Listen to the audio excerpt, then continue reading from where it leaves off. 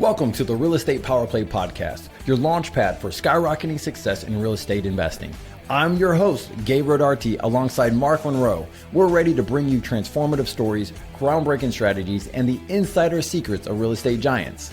Get ready to accelerate your investment journey and become a true power player in the world of real estate. Hello, my name is Mark Monroe. Welcome to Real Estate Power Play, another episode. And this week, I'm super excited. We're going to talk short sales since the market condition has changed so much. We have a special guest, Matthew, on. And anyways, Matthew, how you doing, man? I'm good. Thanks for having me on, Mark. I appreciate it. MM and MM. Hey, I just noticed that. We are both MMs. So How you been? I'm good. I'm good. It's been a while. Thanks for So, having me on. so why don't you introduce yourself to everybody? Tell everybody what you do. Most people that know you, we all know you as one of the short sales godfathers, if you will. But go ahead and introduce yourself. My name is Matt Merenoff. I run a loss mitigation company out of New Jersey. I've been around now for 20 years working with distressed real estate, distressed homeowners, and distressed real estate professionals, as I put it.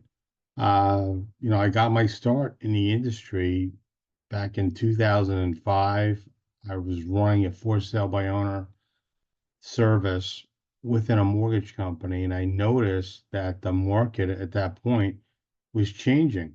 And there was a lot of weird things going on.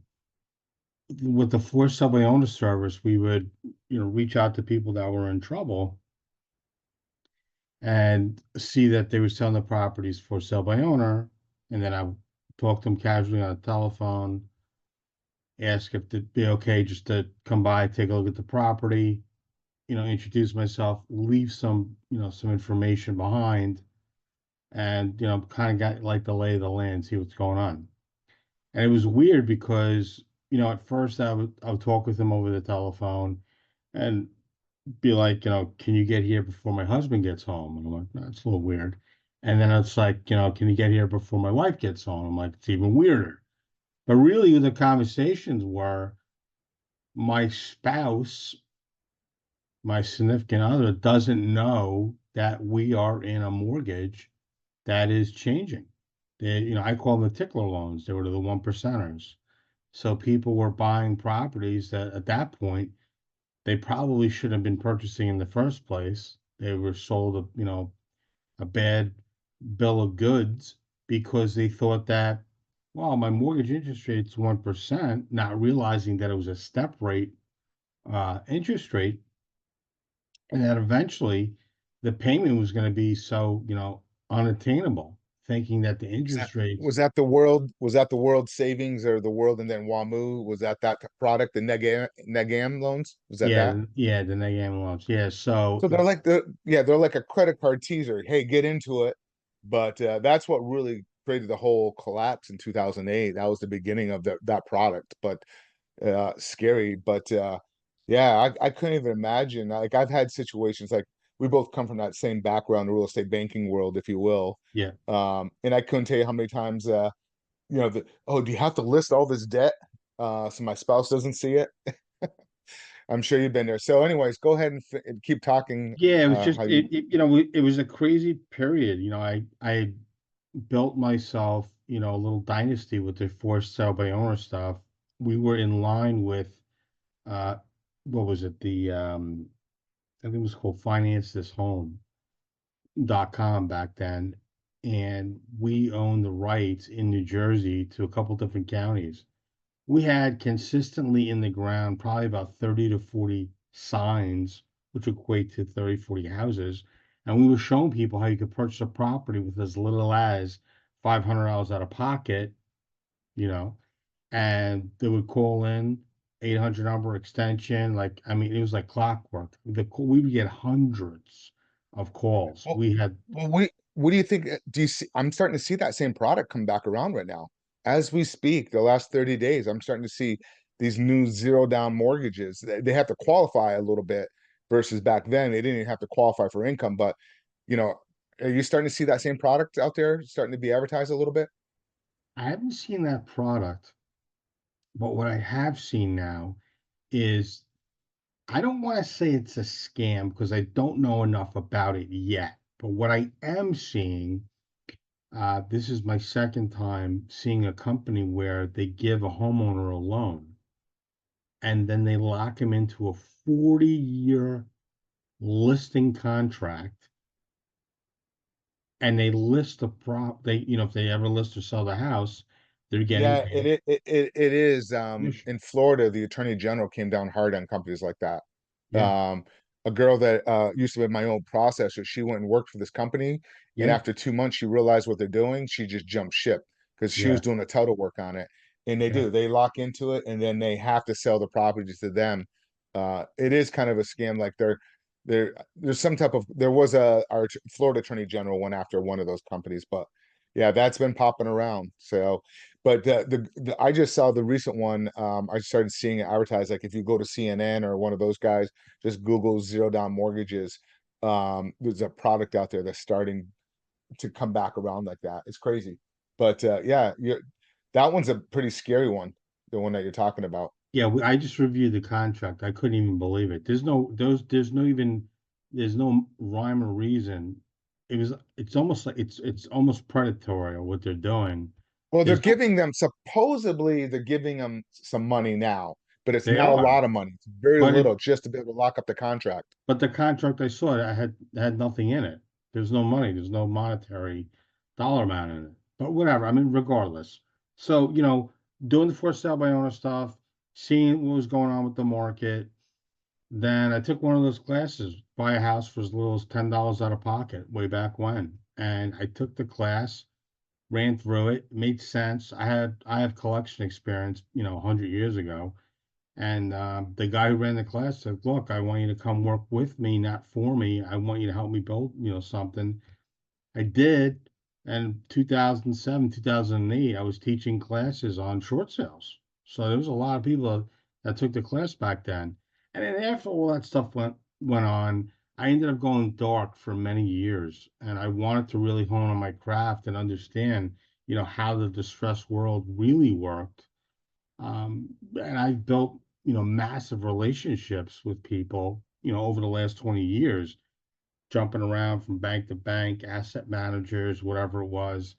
So, I have a saying where I joke around. I say it's not a known until you get a restraining order, and that's how my philosophy is working against these banks, because a lot of these lenders, they have mortgage insurance policies in place, and the homeowners don't even know it. So they actually have the right, once you go late, go into foreclosure, they can collect an insurance check or insurance policy, and then they have the right to foreclose, or they can even sell your loan off, even though they've already made money, and then somebody else could take it over. I've seen some wild stuff over the last 20 years, and I'm seeing stuff come around now where it's a new generation, is a new era of people, It's a circle. It's a circle, and a it's vicious amazing. The circle. new generation is like they're naive. Like, hey, we've seen this before. But they don't want to listen sometimes. You know what I mean? They're a little like, oh, I know what I'm doing, but it's just one big circle. But what was funny is I actually was in Nashville this past weekend at a seller financing note conference. It wasn't even just seller finance, it was just a note conference. And a lot of the big players and hedge funds there speaking, a lot of high-end caliber people there, but they're out there buying these distressed notes now. They Yeah, want them. They're buying them like for about 50 cents on the dollar right now. And yeah, because the banks, they have to get these off the books because you know there was a bill there, and I don't know if it went back in place, but after the financial crisis, they had to have these banks, every time they had one bad dollar, they had to have like $3 on put on reserves. And I don't know if it's exactly like that. I think one of the presidents might have signed a bill because of the COVID. And I thought it was supposed to go back, but I don't know if it's been put back in place yet. But anyways, do you mind if we dive in a little bit and talk go short ahead, man. sales a Let's little bit do it. more Let's about do it. you know, so why would a bank do a short sale? Why would they want to do that? Why wouldn't they just want to go through the foreclosure process? So the foreclosure process in some areas can be very grueling. New York's probably one of the worst. Actually, New York and Florida. I've seen people be in foreclosure for 15 years and then not foreclose on the house. New Did York you say right New now, York and did you say New York and Florida? yeah, the longest that I've seen it were in New York and also in Florida, where properties, stayed in foreclosure for, 15 years. I've one of them, I believe, was almost 17 or 18 years. I mean, Christ, it's like raising a child in a house, not paying a mortgage, not paying rent.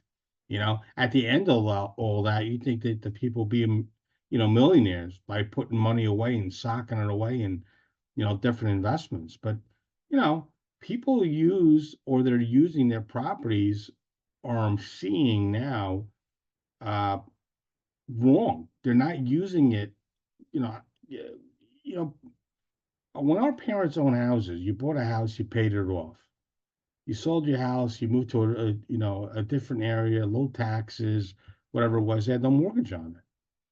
I'm seeing people now, they are ATMing the shit out of their houses and they have no equity in their house. Even now, they have no equity. The one of the biggest culprits that we're going to see, and I'm seeing it now, is the moratorium, the foreclosure moratorium is literally driving people into foreclosure. Not saying they don't have equity in it. I think we're on our fifth deal already this year. There's equity in it, but there's sale dates on the properties. The people waited too long. The agents are inexperienced, which is totally okay. We're helping real estate agents navigate through these, distress sales. Even attorneys are like referring, transactions to us because they don't want to get in the middle of it. But think about it. The moratorium, and a lot of people using it, they were really, I don't want to say they were defrauding the bank, but what happens is that, the national news was telling people, don't, if you can't pay your mortgage, don't pay it, but you got to contact your lender. And you call your lender, and it's like, oh, I can't pay my mortgage. Okay, well, then 2 years later, or whatever it was, you did all these forbearances, and if you did a deferment, and I'll tell I'll tell the viewers the difference between the two. Now what happens? So now people try to get a modification. Now they ask for tax returns. They say, well, you've seen your tax returns last 2 years. There was no hardship. You just didn't want to pay your mortgage. So the people that have low interest rates are losing those interest rates, and those interest rates are going probably double, if not more now, because of the way the interest rates are. But the difference between the forbearance and the deferment, forbearance is it's set where it's supposed to be a couple of months, a year, or whatever it is, and then they take that money and they spread it out over a course of a year. Well, people can't pay their regular mortgage payments. How are they going to pay those payments, right? And then they go into modifications, and what if they don't qualify for a modification? Now what? So those people are getting forced into selling properties. The deferment is they take the difference of it and they put it on the back of the loan. But here's a caveat. This is some wild that I'm seeing now. Florida and North Carolina, because of all the storms that have happened and everything that's gone on, even Florida, even New Jersey now, I'm seeing people are losing their insurance, or their insurance that used to be $2,000 a year is now $7,000 a year. So, okay, so there you go. So between the insurance going up, the moratorium, I'm seeing more people fall into where and in overpaying for the property. So there's three reasons why people are running into foreclosure: because of the environment, because of whatever reason not paying, and because of COVID pricing just surging, the home pricing, and then the people losing jobs, or the insurance is going up, can't afford their houses. Yeah. Um, what I see, and you hit the nail on the head, these people went 2 or 3 years without having to make any payments. Think about that. If you're used to that extra $2,500 a month coming in and you don't have to pay mortgage, and then all of a sudden you got that payment shocker sent back to you, you're going to have some issues. Think about that. Anybody listening, or anybody, think about if you have to turn around, you've been living for 2 years, and then oh, by the way, you have to pay an extra $2,500 a month or whatever your mortgage payment is. The same thing happened on my rental properties. I have some multifamily, right? I remember this one property, it was 6 units, and every single tenant on there was getting a government program through COVID. And I go to my property manager. These people are not, they're used to not making any, rents were roughly anywhere between like 1,100 to like $1,400 for this area. And I said, we're going to have a problem because these people are used to not paying that. And now they're going to have to start paying. Sure enough, half of them couldn't afford it because they've already adjusted their lifestyle. Because these Mm-hmm. people, they live paycheck to paycheck, if you will. Most Americans live paycheck to paycheck. And it's sad, they just kind of kept, like you said, the media, the government kind of pushed Mm-hmm. um, this whole thing out there where they didn't have to make payments for a while. And and then what happened also is I felt really bad. I remember in New Jersey, this I get calls all the time with people like, hey, and I'm sure you do too. Hey, I'm in a situation. What do I do? Blah, blah, blah. This family, this couple, they bought a townhome in New Jersey, someplace in their 20s, but it was a good starter home for them. They end up getting married and they want to have a family. So they end up, hey, you know what? We're going to rent this out so we can have it for our retirement, if you will. So they went purchased a bigger home. And what happened was they rented out, and then the government and the media says, "Oh, don't pay your mortgage." These people, they got a little forbearance for a little while, and then it stopped. But they actually had to dip into the 401k to be able to cover the mortgage payments. Well, the tenant wasn't even paying. And meanwhile, there's pictures of them on Disney with their kids down in Florida, brand new yellow Mustang, because the government, how they set up the system, were taking advantage of people, these hardworking people, and they had to dip into the 401k to be able to cover the mortgage payment. I felt Mm-hmm. so bad for them. And it was gone over for 2 years. I was just like, but so let's get back to short sales. So let's talk a little bit about short sales and, you know, who's a good candidate? How can we tell who's a good candidate and who's not a good candidate? Um, as like if I want to buy a property from somebody that is in default and the numbers don't work and the only way it works is through a short sale. Let's talk about that. So from an investor's point of view, um, can we break down an example of something like maybe let's say a deal is like 300,000 and you want to kind of walk through numbers and kind of go through why, where it was, what they owe now because the market pullback and how as an investor, where we would use you to help us to be able to buy that property through a short sale process. So, I am seeing people that are obviously overpaying for properties. Even some of the properties that are $200,000, 300,000 because of the hike in the in the pricing. But even if the property is not even renovated, so let's just say somebody buys a house and it's $300,000. 2 years later, they're not paying their mortgage. They might have put maybe 5-10% down on it. They've already eaten through what was already, put down as a down payment on that property. In most cases, they already blown through the escrow. And if the insurance is higher, sadly, some people they can't even afford the insurance. The bank has no choice. They have to put forced place insurance on the property. So now you're dealing with all these different variables are in place. Maybe they've started the process for the foreclosure. So there's a lot of different things that where you think that there's meat on the bone because well it's 2024, everybody's overpaying for properties, but that's not in all cases for all properties in all states. So as an example, New Jersey, somebody bought the house, they saw what they thought was going to happen with the property and they could renovate it, and that they would have equity in it. They didn't, the husband lost his job. Uh, I think she lost her job all in a matter of 3 years. So they built the house, I think, in 2021. They were, I believe, $30,000 behind in their payment. But in today's standard, that property was worth, I think, $50,000 less. So not only are they behind in the 30 payments, plus they've got all the foreclosure costs and everything else. You know, they were actually going to sell the property. They were going to sell the property for sale by owner. They reached out to the listing agent and they asked the listing agent for help. Listing agent called me, we talked, and I said, "Well, where are you going? You know, where is it that you're going?" They were in a wild situation. I spoke with the father, the girl's father, and I said, "Look, if you have the money to help them and they can stay in the property, and they were trying to apply for one of those, $75,000 grants. So, could that have been a scenario where an investor could have purchased that property? 100%, because the house was not in good condition. So even though back then in 2005, 2008, all that nonsense was going on, it's still kind of going on right now because of the pricing going up. Now, there's also property out there. Let's say somebody owes $800,000 on a property. Where I think we just did a deal was 800. I think they owed about $800,000. I believe the person ended up getting the property for like 630,000 or whatever it was.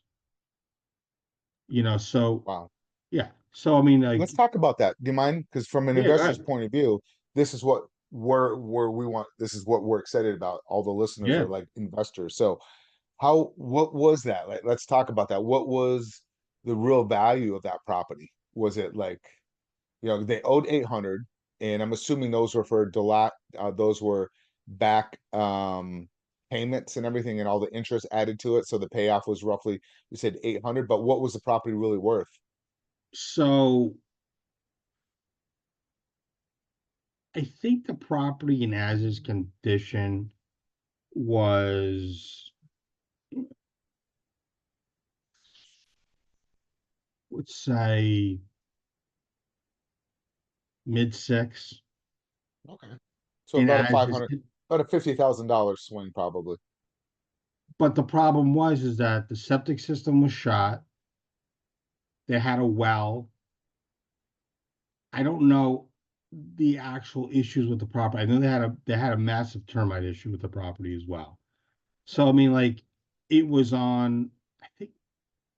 I think the property was in Princeton, New Jersey. So it was in an area where somebody came in there and put 150,000 into the house. They were going to be able to make a profit minimum of at least $100,000 on that particular property. But the well needed to be fixed. It wasn't a total loss. The septic system wasn't 100% shot, but it needed, still needed like $4,000 or $5,000 worth of work. But if you ripped out the whole septic system, would have been, I think $35,000, $40,000. I think that particular system needed to be elevated. So there was a lot of stuff that we had sent into the bank. The bank really wasn't budging too much, but the person that was buying it, he was the perfect investor. He knew what he was getting into. He had his own construction company, so he didn't really Yeah. care. You know, And what uh, was the ARV, do you think? if he did what he was saying he was going to do on that particular property, I think he got it for. I think they got it for like 625, 630. I think the bank valued it at like 660. We got him credit. He was thrilled. So let's say he put 150 into it, six, seven, eight, probably would have been like 950. So he did it right. He did good with it. Yeah, I mean, look, at the end of the day, everybody's like, oh my God, there's no deals out there. Or the market is so like inflated that, we can't get a good price. That's not true. There's a way to like navigate through these transactions and understand the guidelines. Like my company name is Real Estate Recovery Group, and I spell it real estate, one word, not two. So it's Real Estate Recovery Group. Real Estate Recovery Group stands for RRG. RRG stands for Rules, Regulations, and Guidelines. That's why I named my company. How many people here understand the rules and regulations of the real estate Zero, game? zero. And the thing is I that can't they tell you how many say, times. yeah, they say they do, but they don't. Well, the weird thing about it is, you and I have been in this game for a long time. I have not seen the regulators in several years. Where are they? Yeah, normally, you would always hear the regulars floating around, You know, when we started in the game, like they would pop in as an investor, lender, whatever, at least once or every 2 years, you'd be getting some type of, but God, I haven't seen them in years. It's crazy, but it's going to happen. It's going to come back around. But anyways, that's why you guys need to inform yourself, educate yourself. There's a lot of rules and regulations that you guys not even aware of. You guys are just out there going and seeing the dollar signs, but it is what it is. If you have any questions like short sale regulations, definitely reach out to Matt and myself in the seller financing world. But anyways, what do you think? So if we see a property, I'm looking on one and I see that the numbers aren't working. They're going to be upside down. The seller wants to get out of it because of like the situation that you just mentioned, that they haven't made a payment, and we can't even buy it like creatively because it's going to be too much cash that we have to bring to the table. And they've Right. already done the forbearance, they've already done the loan mods, and they've already, now the banks are saying we're done. We're done working with you, Mr. Homeowner. That you owe us money. Um, what's the process like? How do I make an offer? Like, how do I even know what to do to even if it's a candidate for a short sale deal? So the thing is, I tell people all the time, put me in the hot seat. It's not, it's the scenarios don't have to 100% match up. But instead of like, I'm not sure, it might be a deal, it might not be a deal, I tell people all the time, contact me. Because if you're doing like subject to, or if you're like, oh, I buy properties at 50 cents on the dollar. Well, I mean, great, that's great. But the reality is, if you can't make a transaction work because you don't understand how to navigate through a short sale process, it's really a lost art, which is totally fine. So I make it easy for the people that need to sell it. I make it easy for the people that want to buy it. I make it easy for the real estate agents that are involved, because if it is a short sale, the property has to be listed. There's no way around it. A property has to be listed. One of the biggest things that I see that people are like, oh, there's equity in it. Well, how do you know there's equity in it? Oh, it's 2024. What does that mean? It's 2024. That means nothing to me. They could have had two partial claims against the property, which if you don't know what to look for on that, you got to pull title. And most people don't want to pull title. They want to see if they can put a deal together and then they pull title. Do you know how many transactions I get involved in? I'm working on a deal right now. There was an evaluation done on this property. What was it? I'm actually looking at it right now. It was 13 months ago. This is a short sale 13 months ago. And I asked very simple questions. What did the value come back at that time? Okay. What was the net dollar amount that you needed to make off that property? The guy's laughing at me because nobody knows to ask these questions. That deal could have been closed out 13 months ago, but because that particular person thought they knew better, which is totally fine, everybody has an ego. You can't have an ego in these types of scenarios. If you have an ego and you want to try to do business with me, you got to check the ego at the door, because it's not going to work. I'll be able to figure out if a transaction, if I have the right information within, 3, 4 days. Worst case scenario, if something is going to be, one of those situations where I'm going to throw it in the garbage. I have plenty of people that are they're going back now, Mark, and they're calling old leads because like, oh my God, I didn't know you. How do I mean, I put a film up on social media. People saying, "Oh my God, I didn't know you were out there. I didn't know who you were. How come, I don't know you. I don't know." But and then, social media is weird. Like they have these spiders and they pull people in from all over the place. Some lady from Europe was on vacation. It was the first time she ever saw me. She's from New Jersey. I don't know how it popped up somewhere in Europe on Facebook or whatever. But the reality is, I get paid by the buyer. I don't get paid by the bank. I get paid to perform. If I don't perform and the buyer doesn't buy the property, you don't pay me.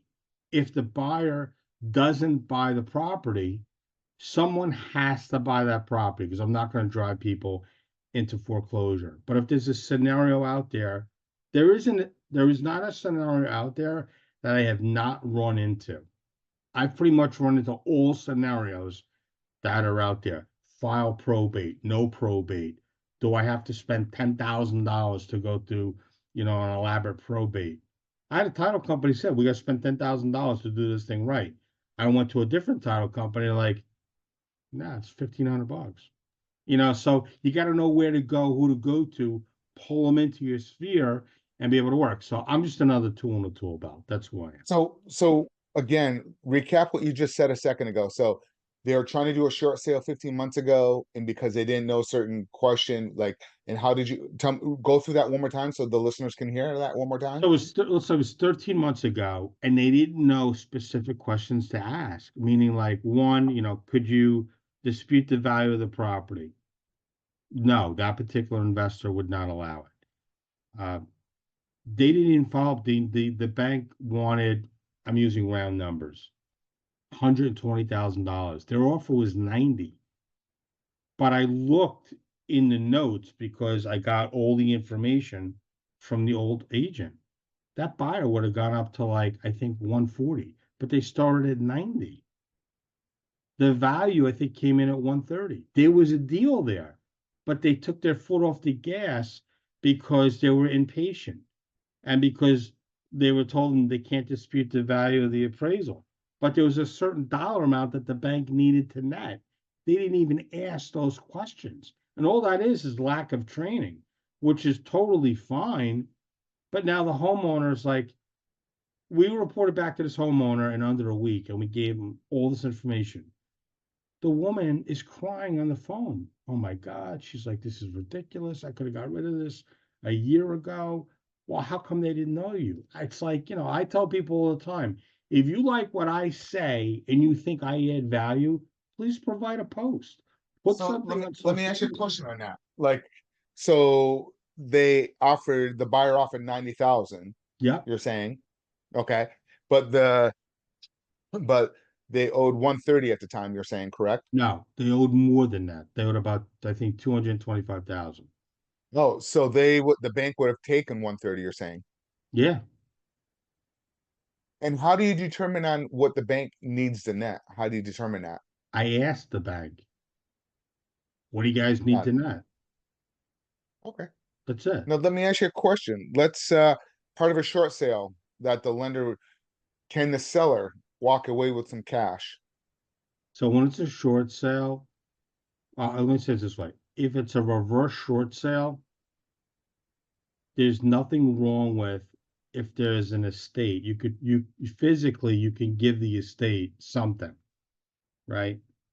Um, and it's not going to be a frown upon. If it's not a reverse mortgage and it's a regular mortgage, you can't offer them any money. If it's Got it. a reverse mortgage, the bank's not going to give them any money. If it's, a regular short sale, the bank will give anywhere between $0 to $10,000, depending on who the investor is of the loan. But you got to ask these fucking questions. Nobody asks these questions. Matter of fact, I think two of the reverse mortgages that we had, we actually got the person that was in the property, I think $3,000, which is unheard of. But they were still alive. They didn't pass on. So it was a very unique situation. But if you don't ask, you don't know. It's like that tree in the forest. If it falls, did you hear it fall? Of course it fell, but you weren't around to hear it. Got it. Okay. So that's good information. So they will allow some depending on the deal, and you have to ask the questions. That's great. Now let's how does the first lender, or say there's a first mortgage and a second mortgage and you're trying to do a short sale, Yeah. does the first mortgage company care about the second position to try to make the deal work? Like, hey, we got to try to make this deal work. It's not going to work. Talk about that a little bit. Yeah, typically they only get 10% of what they're owed, right? So let's And say they who offer who gets 10% of what they're owed? the second. Sometimes it's 6%. They have to be okay with it. Sometimes the second one's like, nah, I don't want to do I won't do it. In some scenarios, you even have to go to the SEC and say, hey, can I buy out your position? And then you deal whatever you got to deal Why with. would you do that? Why would you want to buy out that position? If you can make the deal work for whatever reason, if you can make the deal work, I don't advise doing it. But let's say they're owed, let's say $10,000, and they're like, no, I won't take it. I want $15,000 or whatever it is. Okay, well, I can't show $15,000 on the HUD. What if can I buy out your position? Can I purchase the loan and get the collateral? Yes, you can. Uh, and then you buy it, and Okay. then you So and that then makes sense if you're getting deep enough discount to do something like that. yeah. Okay. So, but they're not always like that. Second could just flat out deny and say, no, I'm not doing it. I'm going to take the house to foreclosure, and that's going to be the end of it. It kind of reminds me of the good old days of the old mortgage underwriting where it was case by case and it was human versus computers. Remember those days? Yeah, yeah. And the other thing is that sometimes like some of these loans, they say, oh, the loan's been taken care of, it's wiped away or whatever. It's a silent second or whatever. They said, oh, don't worry about it. Uh, you know, it's non-existent anymore. Then 10 years later, all of a sudden, now it's existing. One of the biggest criminals that are out there, in my opinion, when it comes to people that say I don't own my second mortgage anymore. I file bankruptcy. What do you mean? What do you mean you file bankruptcy? Of course you own it. You still own it. It's still attached to the house. No, my bankruptcy attorney said it's gone. How's it gone? Still attached to your property. Well, they said the debt's gone. I'm like, your financial obligation is gone. The first mortgage, your financial obligation is gone. Now, I'm not a bankruptcy attorney. I'm not an attorney. I don't play one on TV or any of that nonsense. I'm not gonna go down that rabbit hole where people are like, oh, I'm not financially responsible. Or the best is, and I've already had two people already this year in 2024. I filed bankruptcy. The mortgages are gone off my house. I own my house clear and free. What? People think in the back of their head, or they file a bankruptcy and they're like, oh, it's gone. I don't have to worry about it. That house is still in your name until the deed transfers. So if God forbid somebody gets hurt in that house, and those are some of the leads that I have people coming across. So I teach people how to go after stuff also too. And You mentioned earlier yeah, about, like long foreclosures. I know somebody um that has not paid his mortgage since 2008. Still there I believe it. because the lender, whatever it was, there's some type of something fraudulent or something in there, but he can live there until they sell that property. When he sells the property, then it needs to be paid off. But he can live there without having to pay any payments. I never heard of that before, but that's Yeah, pretty wild. yeah. Are you saying that they lost the collateral paperwork?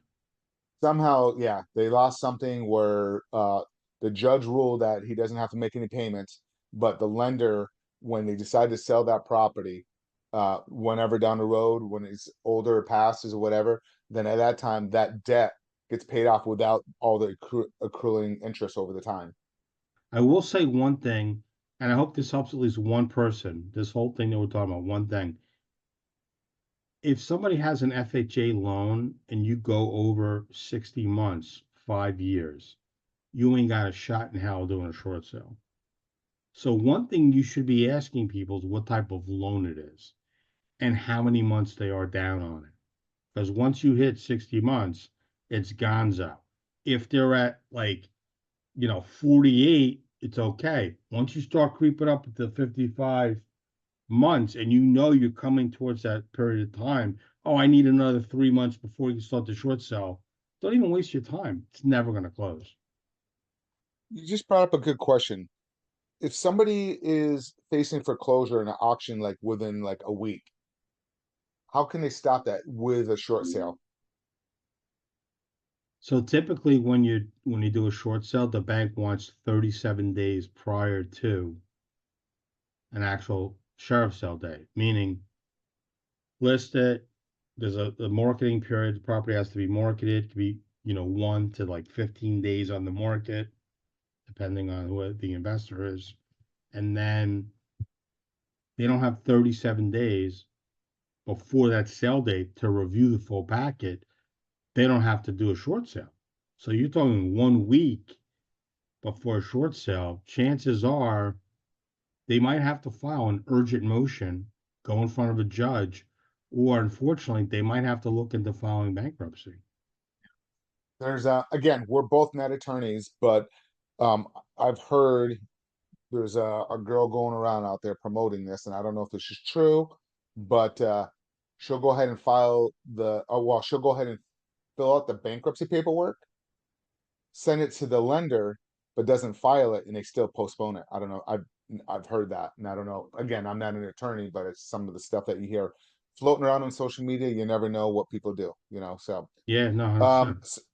so Matt, is there a question that I did not ask that I should have asked that the listeners something that would be really informative or really powerful that they should know when they're looking at short sales, and then we'll get to how they can reach out to you afterwards. Well, it all comes down to this. If you're going to try to do something and work with somebody who's in distress, they've got to be 100% dedicated to wanting to help themselves. So if you come across somebody who's in trouble with their property and they're not willing to help themselves, or if they're skittish with helping themselves, then chances are you're going to waste your time. So always validate your time when you talk to these people and let them know, look, I'm going to run a title search. Like one of the biggest thing is people don't do, they don't run title searches, and they should run a title search. That's the people that don't understand my world, our world. If you don't run a title search and you work on a transaction, you could work on a transaction 4 or 5 months, get an approval letter and go, let me go back and try to negotiate. You should have known better. You should have pulled title. We have title. Bank pulls title 30 days after you go late on the mortgage. They want to know what they're dealing with. So keep that in the back of your head. The bank is pulling title. They don't have to give you title. Do your own due diligence. Now, so definitely pull title on it. Definitely validate your time with whoever it is that you're trying to work with. You're going to have wholesalers that are going to reach out to you. Uh, yeah, I got a lead property, whatever it is. Give me 25,000. You could take over the transaction. Why? You didn't do anything. Stay away from wholesalers. I get wholesalers all the time. I got a transaction. Can you help me structure it? And after you structure it for me, can I make 20,000? I don't need you. And you're putting homeowners in a very bad situation. So find out, clarify and verify. Clarify and verify who you're doing business with. Search them on social media. See if there's any, lawsuits against them. See if 3 months ago they and sneakers out of the back of their trunk, and now all of a sudden they're a wholesaler or these short sales. So what I would say is Google the person you want to work with. I tell homeowners all the time, feel comfortable? Cool. That's cool too. Google me. That's why MatthewMarenoff.com was put in place. That's all my social media on there. Right? So Google the person. You're definitely going to make sure that the person, the seller wants to work with you. Get authorization so you can find out what's going on, right? And and make sure that everybody's on the same page. Stay away from the people of the pie in the sky. It's too good to be true nonsense. That's what I would do. Absolutely. So again, how can people reach you? Right there. Repeat it one more time for those listeners. So the best thing to do, I could give you a million different websites and sayings or whatever, but the best way to reach me is MatthewMarenoff.com. It's MatThew. My last name is Marenoff, which is Merenoff, as in Frank.com. Or if you're really social media savvy, which I joke around with, Short Sale Savage. You literally put into the search bar hashtag Short Sale Savage, and a ton of stuff comes up with me. And which social media platform is that on? If you put hashtag Short Sale Savage, you'll see LinkedIn, you'll see Awesome. Instagram, Awesome. Facebook, all that stuff. I actually have a book. If you go to Amazon, you either put my name in or you put Short Sale Savage in, you'll see my book pop up. That's awesome. Congratulations. So also people listening, we will if you're listening to this, you can also just pull his name up below in the title, and you'll be able to just search his name that way and type in short sales as well. All the information will come up. But anyways, Matthew, it has been great having you on our podcast. Stick around for 1 second as we close this out. For you guys listening, please like, share. If you have any questions, reach out to us. If you're listening to us on any of the social media, YouTube, please subscribe, like, and if there's anything that you need that you would like us to talk about on other podcast episodes, please reach out. Thank you guys so much, and be safe.